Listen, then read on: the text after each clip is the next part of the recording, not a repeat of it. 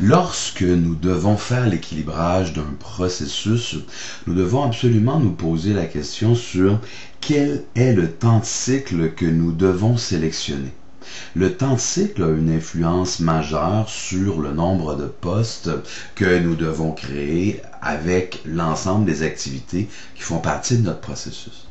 Alors, l'objectif de cette présentation, c'est de comprendre l'impact du choix du temps de cycle sur l'équilibrage d'un processus. On se souvient ce qu'est un processus. Un processus, c'est tout simplement une série d'activités. Alors, on voit ici un processus avec 4 activités. L'activité A a une durée de 1 minute, l'activité B a une durée de 4 minutes, l'activité C 2 minutes et l'activité D 0,5 minutes.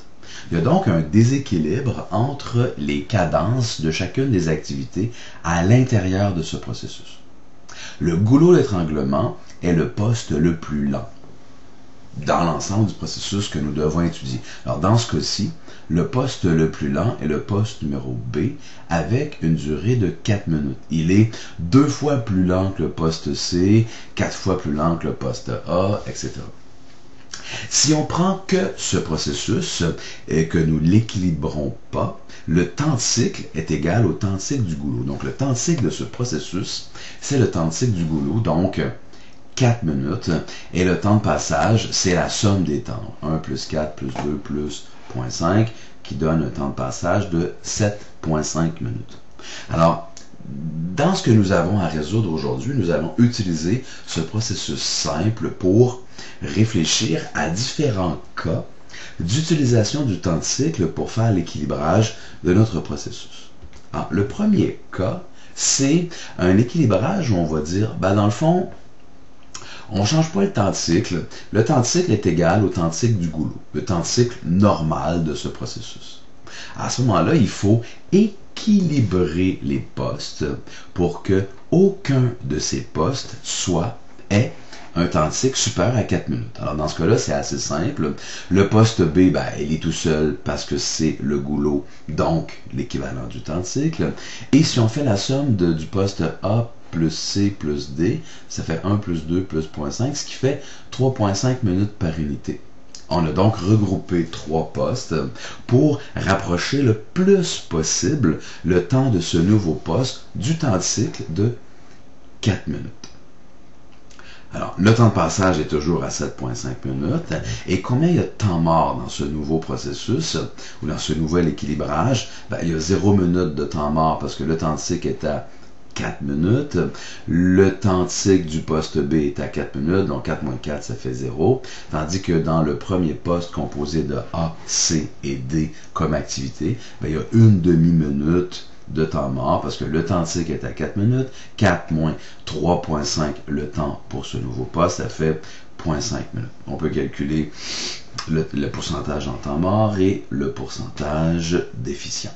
Donc, nous avons amélioré notre processus, amélioré l'équilibrage du processus en utilisant le temps de cycle du goulot comme le temps de cycle du nouvel équilibrage.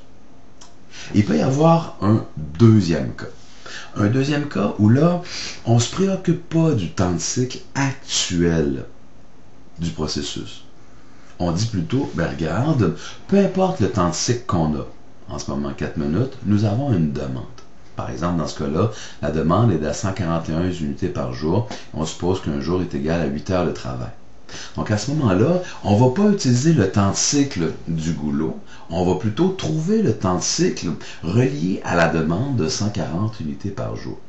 Alors, 8 heures par jour fera 60 minutes par unité, divisé par 141 unités que nous devons vendre ou fabriquer par jour, ça fait 3,4 minutes par unité.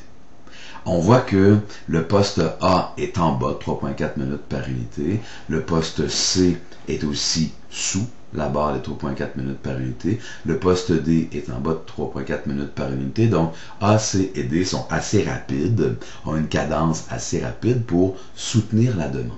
Par contre, le poste B n'a pas la cadence pour soutenir la demande. Le poste B est à 4 minutes par jour.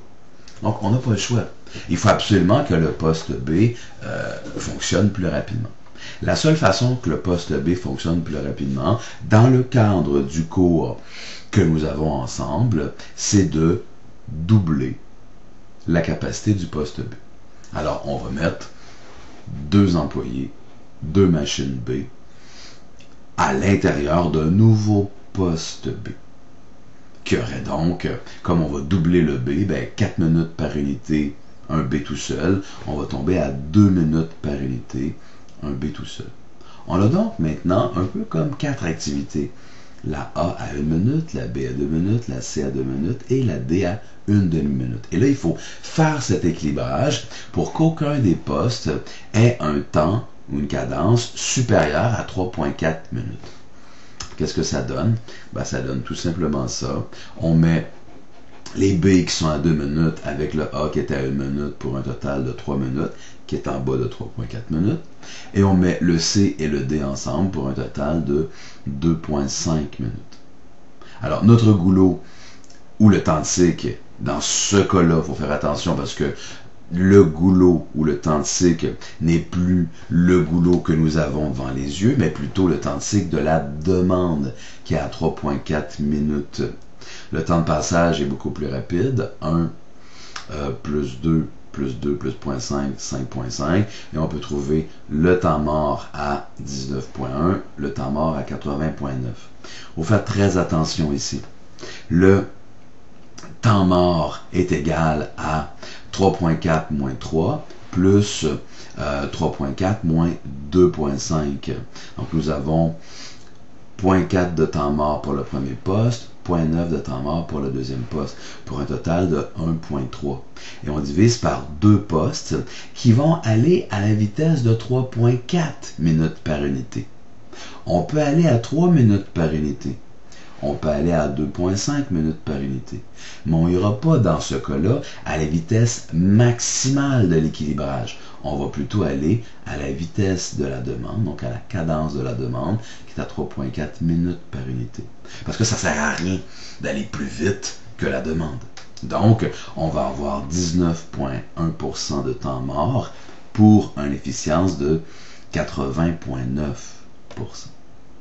Et ça, c'est un cas classique. Un cas classique où l'équilibrage ne se fait pas à partir du temps de cycle relié au goulot initial de notre processus, mais plutôt d'un temps de cycle calculé en fonction de la demande que nous voulons obtenir. Ça, c'est le deuxième cas. Le troisième cas revient au premier. Si on dit, là, on veut faire un équilibrage avec un temps de cycle minimum. Alors, quel est le temps de cycle minimum qu'on peut avoir dans notre équilibrage initial? On se souvient, l'équilibrage initial, c'est celui-là. Le temps de cycle minimum, on a une cadence à 1, une cadence à 4, une cadence à 2 et une cadence à 1 demi-minute par unité. On ne peut pas aller plus vite que 4. Le temps de cycle minimum dans ce processus est à 4 minutes par unité. Donc, si on dit dans le troisième traitement de notre information, on veut, avec l'équilibrage initial, un temps de cycle minimum. Dans le fond, c'est comme si on faisait l'équilibrage à partir du goulot actuel à une cadence de 4 minutes et on obtient évidemment la même réponse que le temps de cycle initial. Alors ça, c'est le troisième cas qui est assez simple. Le quatrième cas et dernier, si on dit, maintenant, je veux le temps de cycle le plus long possible, donc le temps de cycle maximum.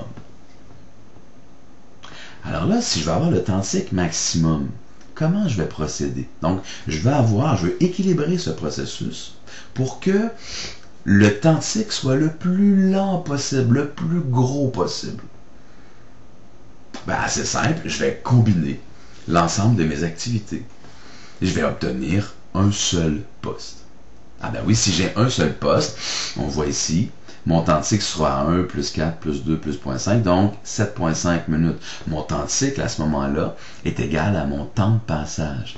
Et je vais avoir un seul employé qui s'occupe de tous les postes. Et cet employé-là aura un temps de cycle de 7,5 minutes. Évidemment, si je fais ça, ça va réduire ma capacité au maximum. Ma capacité quotidienne sera 8 heures par jour fois 60 minutes par heure, divisé par 7,5. Je ne produirai que 64 unités par jour. Contrairement à tantôt, je voulais avoir 141 unités par jour. Donc, si je veux un temps de cycle maximum, ben, je vais regrouper l'ensemble de mes activités pour pouvoir avoir un temps de cycle qui va être le plus gros que je peux. Donc, c'est la somme de chacune des cadences que nous avons ici à l'écran. Donc, en regroupant un seul poste, on se retrouve à avoir le temps de cycle maximum.